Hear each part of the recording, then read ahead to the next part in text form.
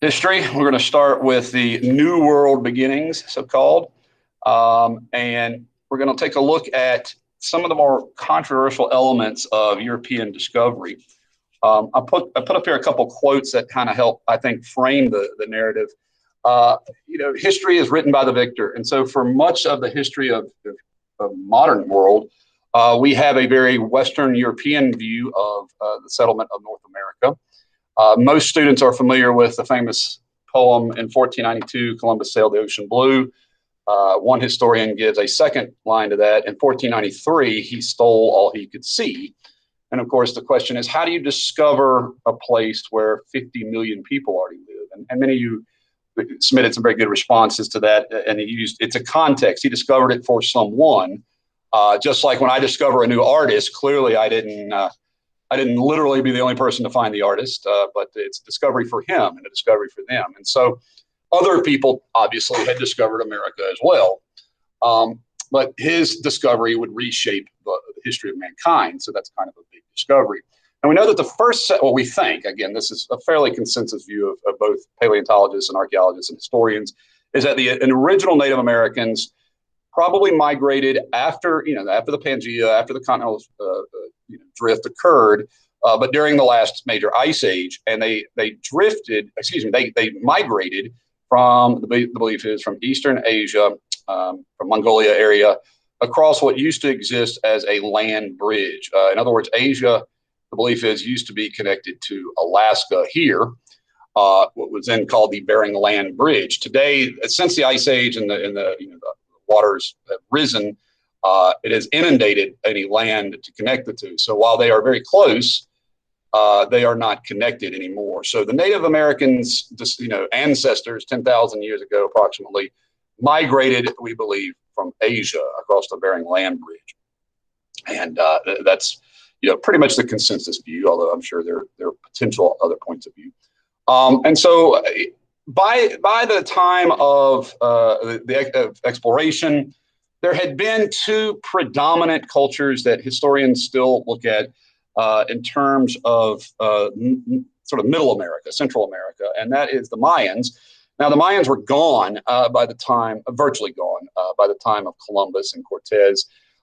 They had settled in what is today Mexico and around the Yucatan, Guatemala, and they're famous for their step pyramids and tribal warfare. There are a variety of reasons theorized as to what impacted the Mayans. My personal favorite is the idea that they may have thrown the bodies into these open cenotes and then poisoned their own water supplies, and that would be the very height of irony. Nonetheless, by the time of European settlement, the Aztecs were the predominant people of Central America. Throughout Mexico, modern day Mexico, over 20 million people. You can see here 25 million people. It's a massive population at that time in history, including Tenochtitlan, their great capital. Now, we know that their cultures were sophisticated. And if you go back to sort of the Neolithic Revolution, one of the hallmarks of the Neolithic Revolution was that settled societies began to have divided labor. In other words, once you could move away from hunter-gatherer to divisions of labor, then that allowed for people to do different tasks other than just, say, farming or hunting. And so out of that emerged mathematics and astronomers, writers, and great architects. So just like at the same time in history as the Egyptians and as the Chinese, the Native Americans were developing great cities. And these cities were really dependent on the cultivation of corn. And so corn, or maize as it's called, is a hybrid. It started as this. So you can see this sort of natural growing weed plant. And then it mutated. There's a hybrid here, the earliest form of maize. And today's modern corn is another derivative of that. So, you talk about genetic modifications. Corn grew from that to this. But once you had this much grain, you could store it and feed large numbers of people. And thus not everyone had to be a food supplier or provider. And another method that would migrate into North America was the sort of maximizing the yield of how to grow crops. And so here you see what becomes known as the Three Sisters method. We've done this at my home. And the idea is to get both corn, which is a tall growing stalk, squash, which is a ground creeping vine, and then beans, which are a vine that creep up the trellis itself of the corn. So this meant you had quite a bit of stable food supply for these people. And here you can see it in a modern form, as corn, once frost happens, and then you grow your beans and your squash. So you can still do this. I pulled this straight off of an agricultural site. So still a viable option today. So with corn, and here again, you can see its cultural influence even in the United States, lots of people, large population density, and you had some great cities, okay? But that wasn't necessarily the case solely in North America. So that's really where we're looking today, to focus on. We're not going to study that much about the Central American cultures. But in the Americas, one of the things that really throws some students for a loop is to realize that there were not any single uniform Native American people. We use that word Indian to describe all of these people. One video calls them 500 nations, so very, very diverse peoples, and most of them on fairly small settlements. But particularly through this area of the United States, corn migrated northward and became very successful in this part of the Rio Grande River Valley. And I thought we could look at each people briefly that I mentioned here. So you have various cultures emerge. In the Southwest, you have the Pueblo. So if you're looking here, that's a Spanish word for village. The Pueblo, the Zuni, the Navajo, and the Hopi, these people built permanent dwellings. They built like in essence, not brick, but adobe and dirt dwellings that kept them cool in the summertime. And they grew corn in their irrigated system. So this was a very permanent settlement. These were not people that were roaming the Great Plains. They were settled down in actual cities.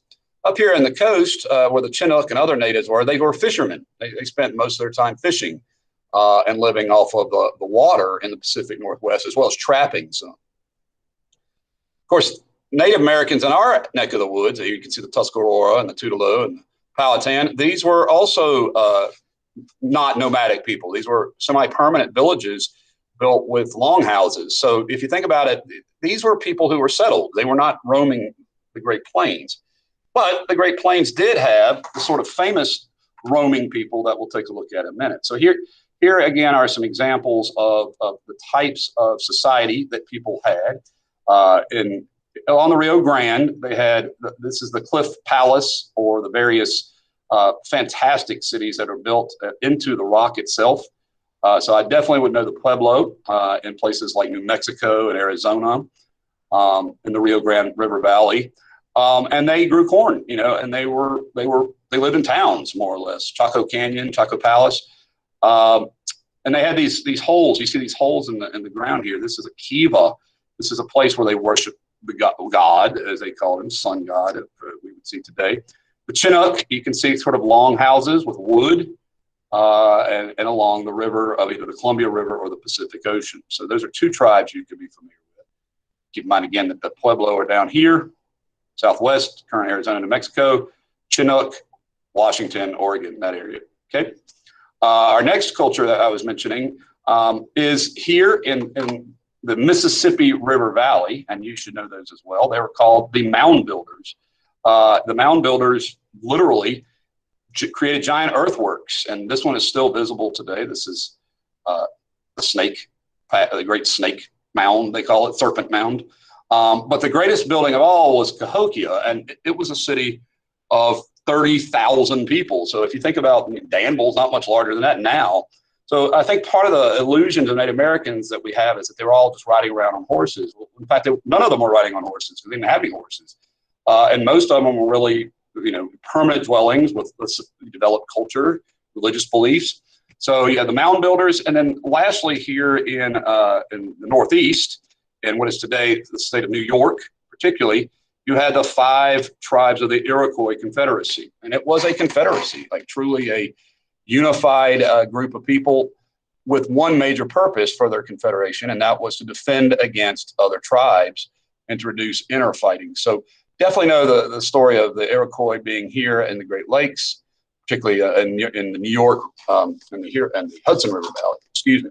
So those four are ones you need to know. And oh, wow, that is not going to, I apologize. That doesn't translate well at all. But the good news is I think I have this on your handout. So if you want to look at, let's see what I got here. Yeah, the very first reading, and I'll fix this on the PowerPoint before I upload it again. But it says developed between 900 and 1100 AD. Cahokia, by the way, Cahokia today, if you were out near St. Louis, Missouri, you can, if you're an archaeologist, student majoring in archaeology, you can still study Cahokia because it's still there. It's a giant elevated hill that they dug out a bunch of. But it covered 6 square miles and had at least 10,000 people. Even at the smallest calculation, Cahokia ranked as the greatest Indian community north of Mexico. At its peak, 100 earthen temple mounds and burial mounds, hundreds of thatched houses. The city was surrounded by a stockade, which is a wall with posts. So, one myth that sort of persists is that these people were all nomadic, barely surviving people, and that's not accurate.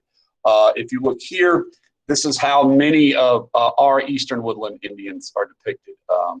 Down in the Southwest, here you see them farming corn. But I did want to show you this picture because I think it's really useful. This is another excerpt. And so when we're reading excerpts, this excerpt and the last one were by historians.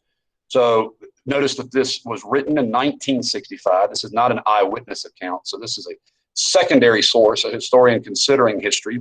And he says at the time, the Europeans, the Indians of the plains, lived partly by corn, but mostly by the buffalo. Now, this is interesting to me because they didn't have horses, which means they literally pretended to be coyotes or wolves. That's what they're dressed up as, snuck out amongst these mammoth herds of buffalo and shot them with bow and arrows, which is pretty remarkable. You're talking about sophisticated hunting techniques. I mean, that's pretty impressive.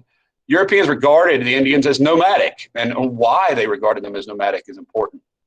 If you take the land from somebody who's a nomad, well, who cares? They're nomads, right? They weren't living there anyway. But really only one of all these groups were nomadic, and that were the Great Plains, like the Sioux later. And they did not really become fully nomadic, he says, until they got the horse, which was turned loose by the Spanish. So if I'm reading this and making conclusions, the Europeans seem to have been a little bit, a lot incorrect on how they viewed Native Americans based on what the Spanish had reported to them. And so this was probably motivated primarily for, what kind of people are nomads? Well, they're not very civilized people, right?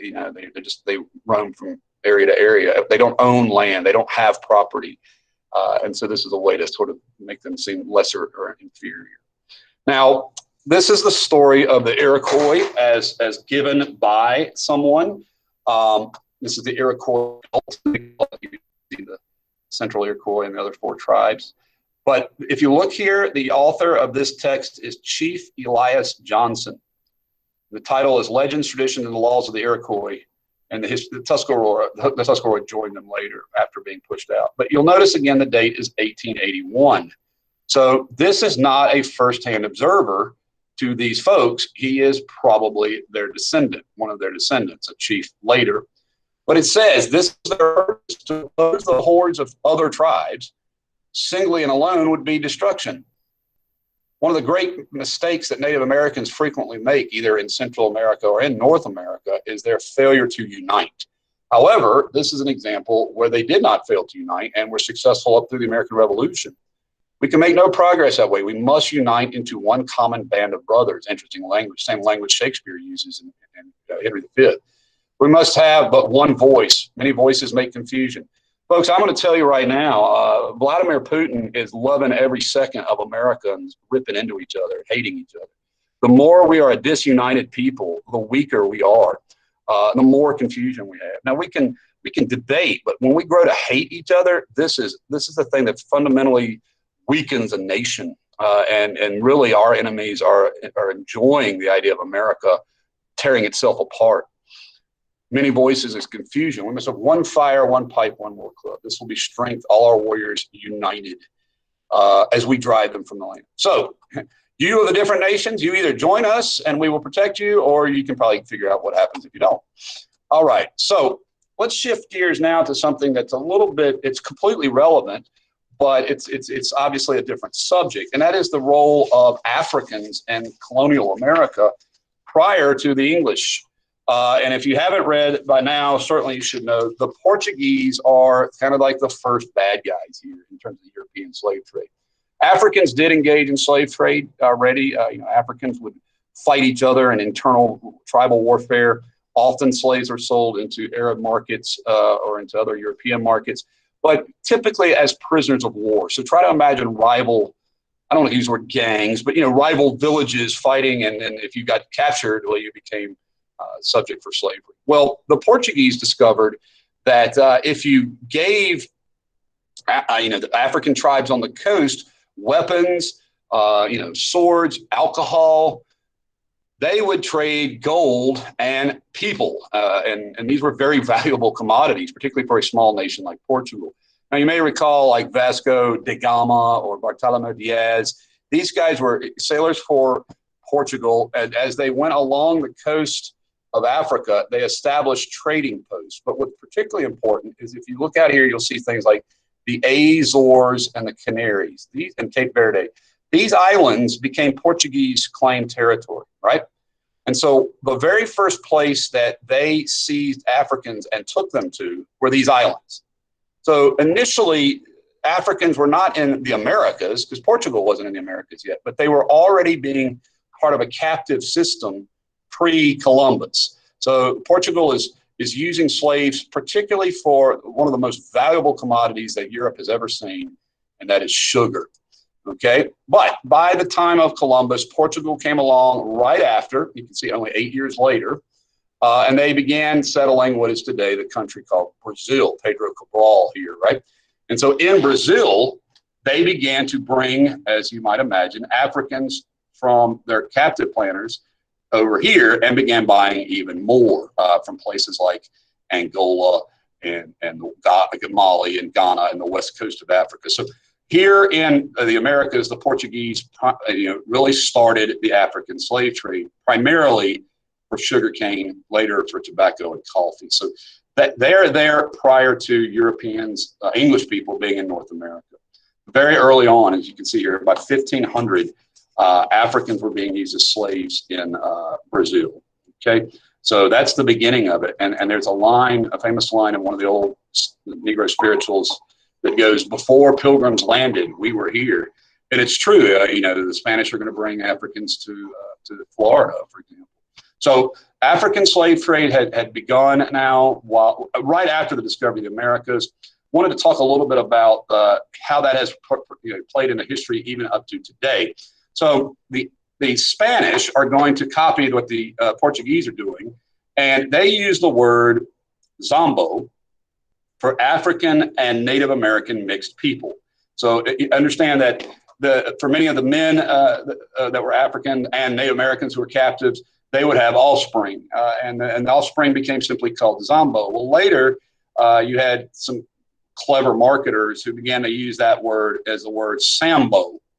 And so here you see Sambo. And so today there is a racist depiction of African Americans called the Sambo depiction. And here you can see sort of the pickaninny, they would call that image. And so lots of people in Central and South America were depicted this way in like cartoons and comics. And that became a term, Meanwhile, down in places like the Caribbean, Jamaica and Haiti, you saw, and even Florida, you saw Africans who had also mingled with Native Americans, and they became known as Maroons.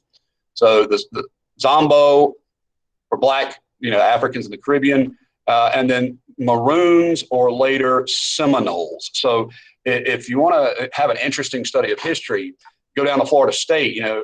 They're actually runaway African slaves who merged with Native American societies and created their own independent communities. And you can see here as early as 1512.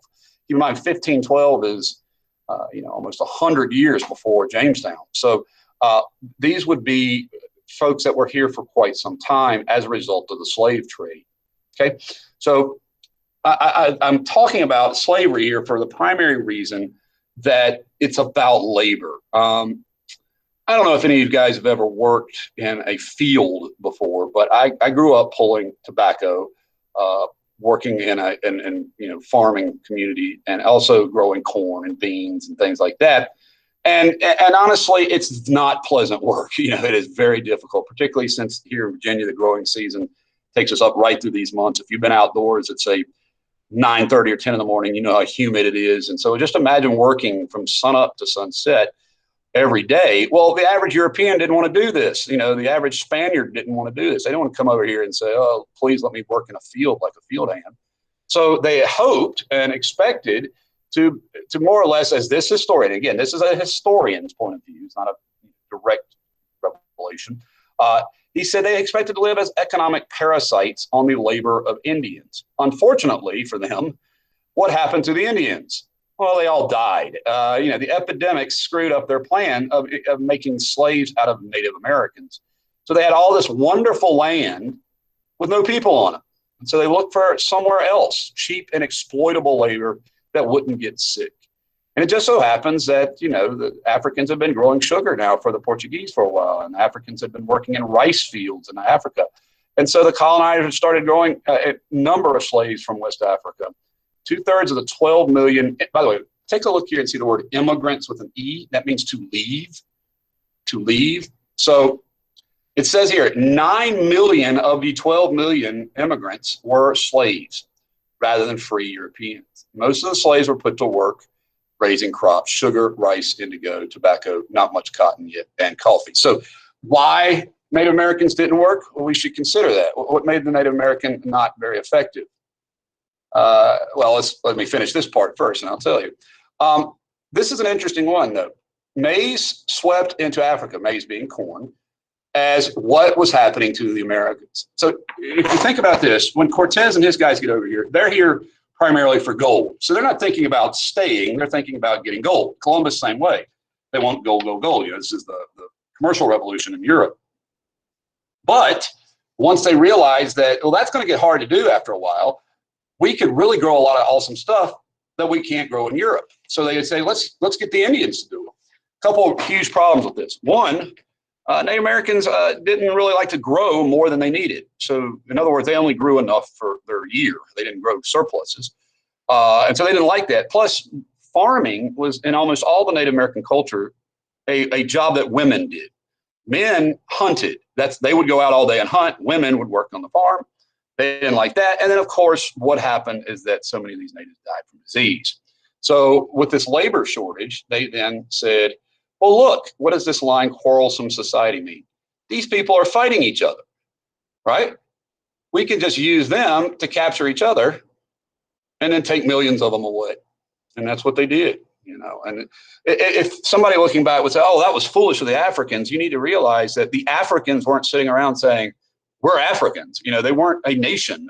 They weren't a people. We do this today in hindsight. We're looking at, we call them Africans, but they didn't consider themselves Africans. They were at a tribal level. So they weren't seeing this. And again, we don't normally think of ourselves as part of some giant phenomenon or giant event that's occurring. We just, if your enemy is across the road there and you got to fight him, then that's your priority. So they use Africans and the Africans who were on the coast didn't view this as bad. They're like, yeah, we're doing a good thing.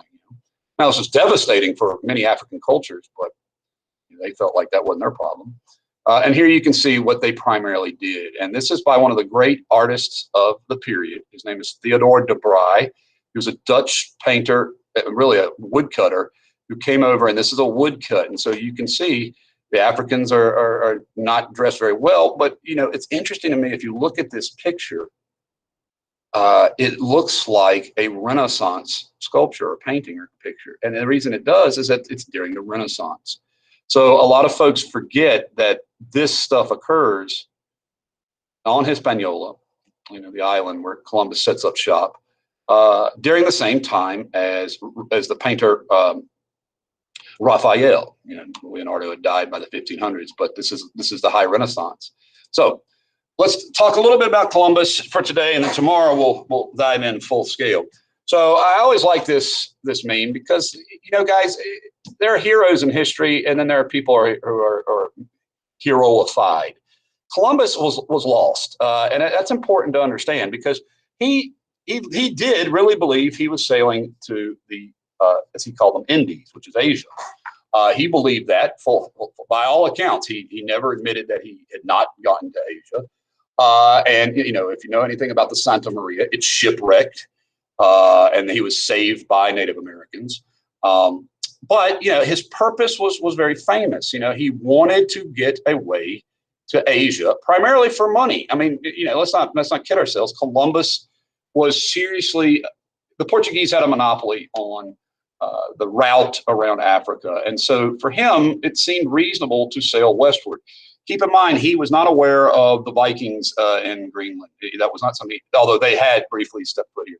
It is possible that he had read about some Irish monks who had come, but it's highly unlikely. What's most likely is he read Portuguese translated documents and then studied the pattern of the North Atlantic drift current and figured, well, this will take me across the ocean. The problem was on the ocean sea is he calculated it at about 3,000 miles away.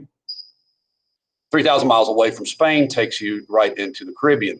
It's about 10,000 miles away to sail from Spain to the Philippines. So yeah, he was way off on his math. His math was, keep in mind, there's another myth that somehow gets perpetuated by some teachers. I don't know why, and that's the myth that people at this time period thought the world was flat.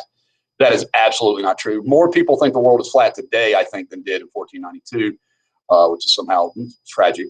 But nonetheless, it wasn't how, whether or not the world was flat or not. It was how far around was the world. I mean, guys, as early as Aristotle said that the world was round, but there was no consensus view on that.